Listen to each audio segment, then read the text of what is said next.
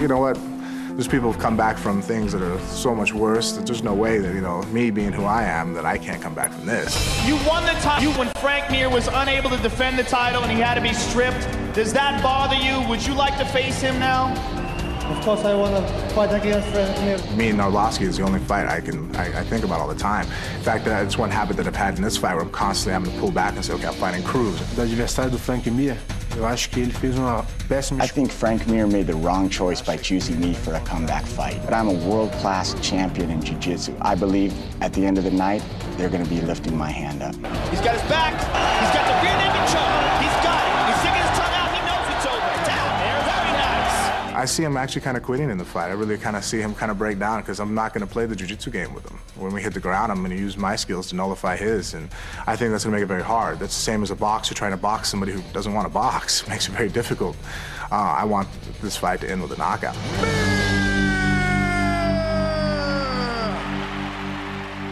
You know, if anyone out there is an athlete and has to recover from an injury, you realize how mentally fatiguing that is. How about a career-threatening injury?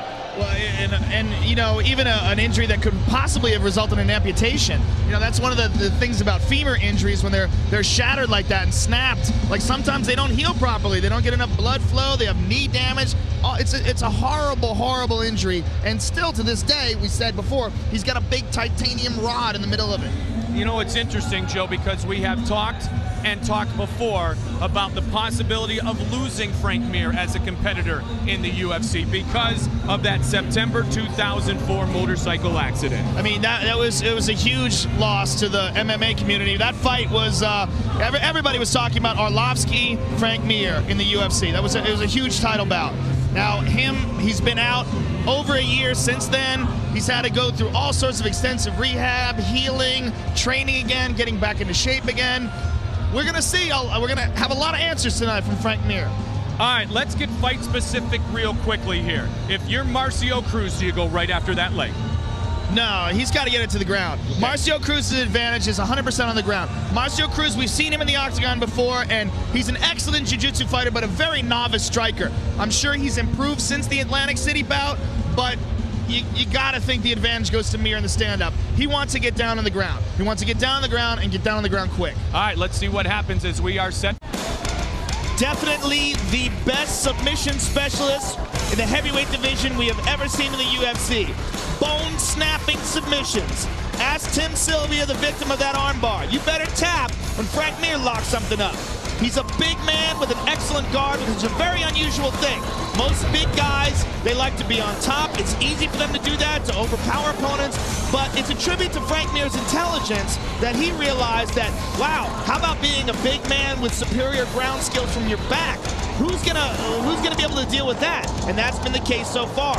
These guys that train with their partners at home, they have no one to train with that's gonna prepare them for a guy like Frank Mir. 250 plus pounds, phenomenal guard. I mean, that's a very rare situation. He's also got very good strikes and a lot of octagon experience to draw upon. He is the former UFC heavyweight champion. Come on, let's do it. Is tonight the start of the road back to a potential battle with Arlovsky in regaining his belt? Comes out swinging. Does Frank Mir? Remember, it's the left leg that was damaged in the accident. Oh, looked like it just gave out right there. Yep, Mir slipped a little bit. Control. He's in Frank's half guard. But this is Pedipano's world. Pedipano is an excellent Brazilian jiu-jitsu fighter. Yeah, he caught him with an elbow. Caught him with an elbow, and Mir is cut. Oh, a good elbow indeed. Marcio Cruz following up with a shot to the left eye area of Frank Mir. His eye. Blood's going right in his eye. That's going to affect his vision with the cut being rated as clean break. They're going to check the cut over the left eye of Frank Mir, and they will return to this position. Turn to this position. Ooh. Wow, that's a lot of blood. Yep. Oh, this would be very unfortunate if the fight was stopped because of this. Can't see out of his left eye. Can't see out of his left eye. Can you continue to fight? He's fine. You can. He said, we're going back down there. Yep. Down. Wow. That baby Frank.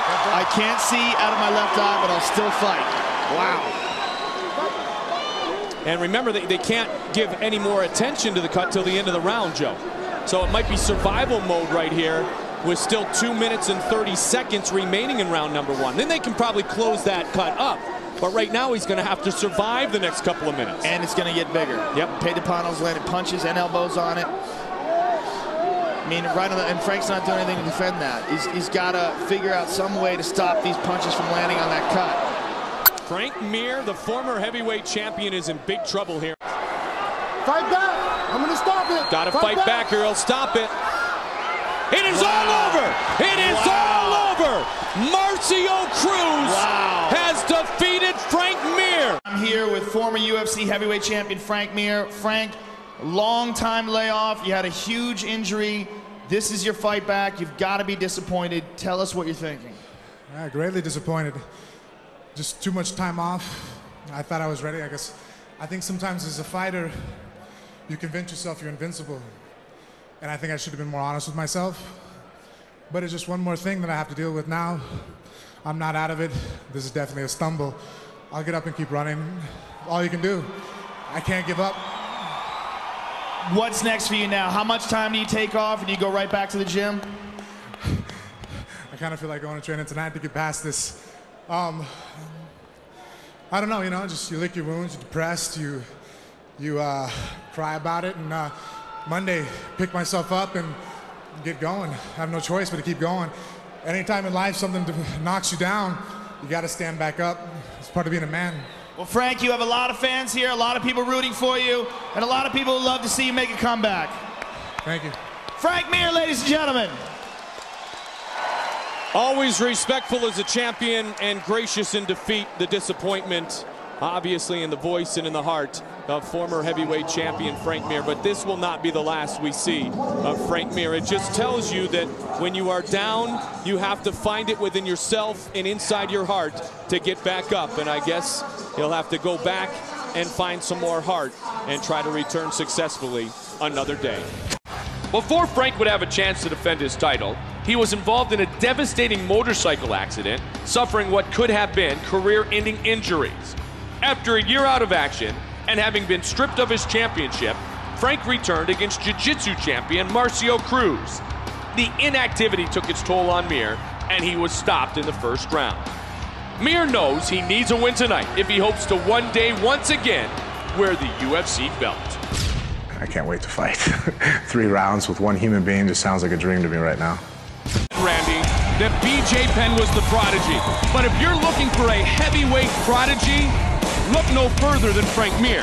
Well, and it's more common to see a guy BJ Penn size with the flexibility and the submission skills like that to be that mobile and put himself in those crazy submission positions.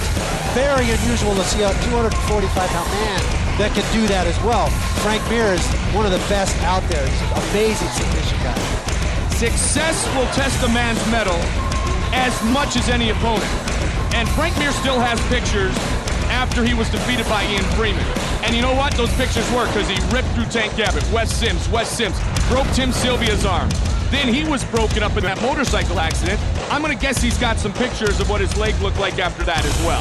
I'm sure he's using that as a measuring stick and a motivation. And work ethic is the issue. This guy's got oodles and oodles of talent. He just has to keep himself in the gym and work and use that talent to his benefit. Well, the skill level has never been doubted. 7 years older than the former champion. As I mentioned during the walk-ins, he owns a huge reach advantage. That is our tale of the tape. And here is Bruce Buffer. I mean, he knocked out Wes Sims. I mean, so he has displayed some striking ability in the past. Don't forget UFC 62. Nice takedown. Chuck Liddell and Babalu, Saturday, August 26th. Tickets on sale tomorrow. And a great foot sweep, as you talked about. Side control, going for the full mount. This could be trouble. Mir able to pass very easily. Christensen's in big trouble here. Mir trying to end it early. Look for the arm bar. Look for, oh, he missed it. Some nice ground and pound work by Frank Mir. Right to mount. This is pretty crazy right here because if already he is gassed, that is not a good sign for Frank Mir. But that has been the knock on him. Yeah, that has been the problem, I think, with him is his conditioning and his work ethic. He's got tons of talent.